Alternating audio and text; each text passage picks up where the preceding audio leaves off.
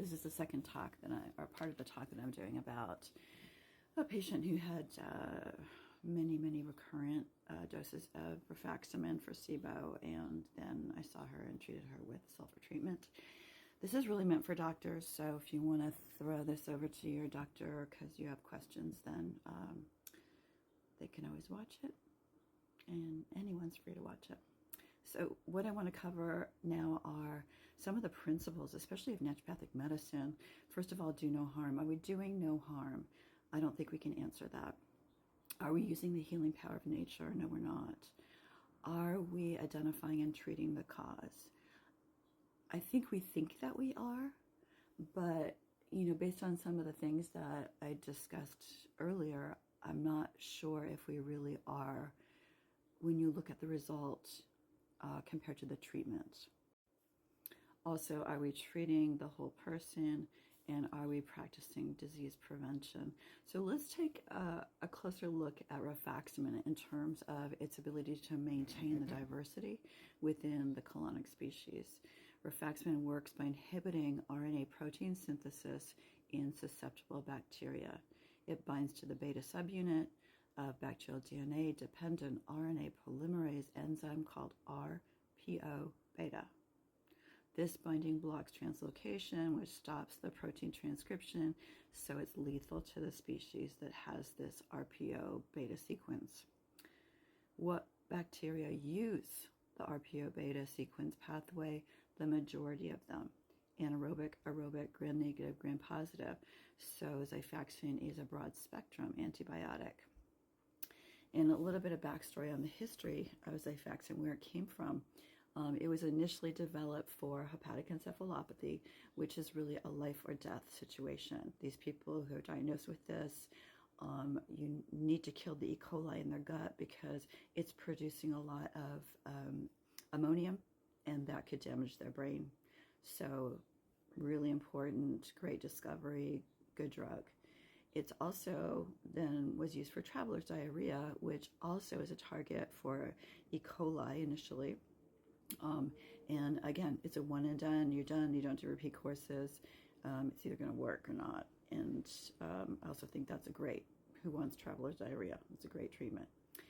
Then it was postulated as a treatment for IBS-D, IBS diarrhea, and also is a good treatment for this once you've excluded other things that might be causing the problem, like a food enteropathy, like celiac disease, inflammatory bowel disease, lymphocytic microscopic eosinophilic colitis.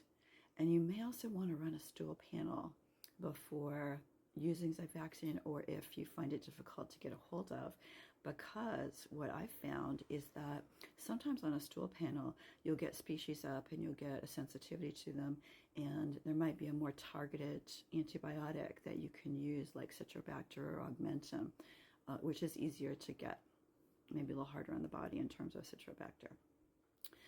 Rifaximin was first approved in the U.S. in 2004. There's a very low incidence of bacterial mutation and drug resistance to rifaximin in the extraintestinal bacteria.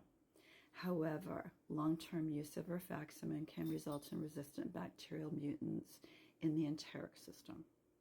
Resistance to rifaximin is caused predominantly by mutations in the RPO beta gene. The mutation in the RPO beta gene changes the binding site on the DNA-dependent RNA polymerase and reduces rifaximin binding affinity.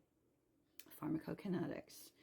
If you tag rifaximin and watch it go through the system, you'll find that you get a 96.62% recovery in the feces intact. So it's going all the way through.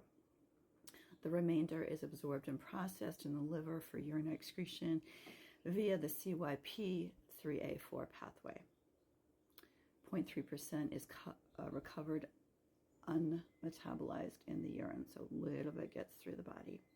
So again, if you're excreting 97% unchanged in the feces, that means it's affecting the whole system. Half-life is 6 hours, and it's speculated to be most active in the small intestine, inactivation by the bile. So what are the bacterial targets? Rifaximin has a broad spectrum of activity against both gram-negative and gram-positive anaerobic and aerobic bacteria. Studies show that rifaximin can preserve colonic flora and increase the relative abundance of lactobacillus and bifidobacter, showing a eubiotic effect. That was a 2015 Italian study.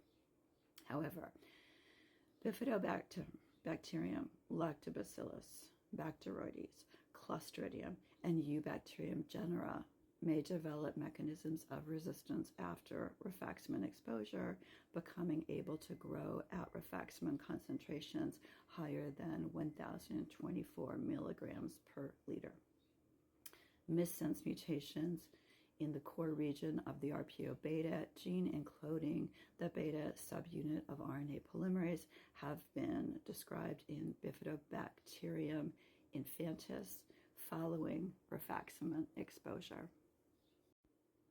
That's because Lactobacillus, Bifidobacter, Bacteroides, and Faecalibacterium all code for the RPO beta subunit of RNA polymerase. So we're talking about our Firmicutes, our Bacteroidida, our Actinobacters, and our Bacillota species. So what we're saying here is that the probiotic species can become resistant to Xifaxan, but are not killed by Xifaxan before they develop that resistance. That's interesting to me. Keep in mind that those are the 4 predominant species with a handful of subspecies each.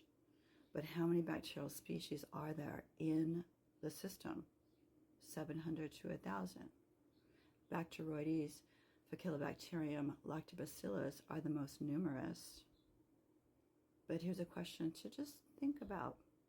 Are there species that are less populous but still make a huge impact on the orchestration of the system that are affected by rifaximin, since the vast majority of bacteria code for the RPO beta gene? We don't know that. We do know that the RPO beta gene is universally present in the bacterial kingdom. We do know that some targets for Xifaxan are obviously E. coli, Clostridium, Fusobacteria, Enterococci, Streptococci, and Staphylococci, and the genera within the Enterobacteriaceae family, all of which can be opportunistic pathogens, some of which can be normal gut flora. Do we really know what this repeated exposure to rifaximin is doing? There was a 2015 study with IBS-C, and they stated that rifaximin is efficacious without inducing dramatic shifts in the fecal microbiota composition. Now we know that there's some very positive impacts from Xifaxan use, and I have many lingering questions regarding its overall impact in our body. So let's go back to the real-life clinical impact case study. And again, this is not an isolated case in my practice, which is why I'm thinking about this a lot. All right, so our 57-year-old female is waiting on her 5th course of rifaximin to ship when she heard about me through a friend and my work. We had a telehealth visit early in 2022 where she reported that she was having excessive eructation, flatulence, copious amounts of gas. She had bloating in her lower abdomen, and that bloating was painful. And now she had a new symptom, which is an upper right quadrant pain. And another new symptom where she was having intractable diarrhea that was waking her up at night. She was finding stool in her bed. So now she has incontinence. Would she have become incontinent even if she didn't take all those courses of antibiotics? We don't know. Her diet was a low FODMAP diet. She avoided crucifers, allium family. She was wheat-free, dairy-free, egg-free, and ate no sugar. So obviously food is not a contributing factor to her. Her diet was very clean.